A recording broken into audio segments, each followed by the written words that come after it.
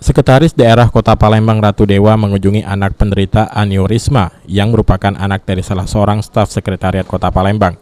Kedatangan Sekda bersama para anggota GOES ASN ini untuk memberikan support kepada orang tua dan sang anak yang saat ini menjalani pengobatan. Selain memberikan semangat dan dukungan moral, Ratu Dewa menyerahkan secara langsung bantuan hasil sumbangan dari para anggota GOES ASN Pemkot Palembang kepada orang tua sang anak. Dewa berharap bantuan yang diberikan ini bisa membantu biaya perawatan dan pengobatan anak penderita aneurisma, mengingat biaya yang dibutuhkan untuk pengobatan penyakit ini cukup besar. Kita kesini bersama teman-teman dari anggota GOES ya, yang rutin setiap Sabtu dan Minggu. Kebetulan kita membuka donasi karena ada teman kita, Mas Widin, kebetulan staf saya langsung ini kemarin waktu saya di Humas. Anak beliau sakit ada pembengkakan dan penonjolan di batang otak, Pak ya, pembuluh darah di batang otaknya.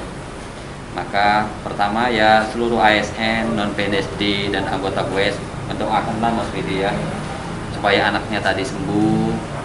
Terus bentuk peduli walaupun nilainya tidak seberapa, ini adalah sebagai wujud berbagi dan kebersamaan kita bersama anggota ASN, dan juga hari ini kami sampaikan ke Mas Widi dengan istri. Aneurisma otak terjadi saat dinding pembuluh darah melemah atau menipis. Penyebab dibalik melemahnya dinding pembuluh darah ini belum dapat dipastikan. Sang anak kini dalam kondisi yang cukup baik dan masih harus menjalani perawatan. Terima kasih kepada rombongan, terutama Pak Sekda yang telah peduli terhadap saya dan keluarga saya. Bantuannya yang sangat besar bagi keluarga saya. Mohon doa dan dukungannya terus untuk kesehatan pemulihan kembali anak saya. Kondisinya sekarang kayak mana? Kondisinya sekarang masih tahap menunggu istilahnya.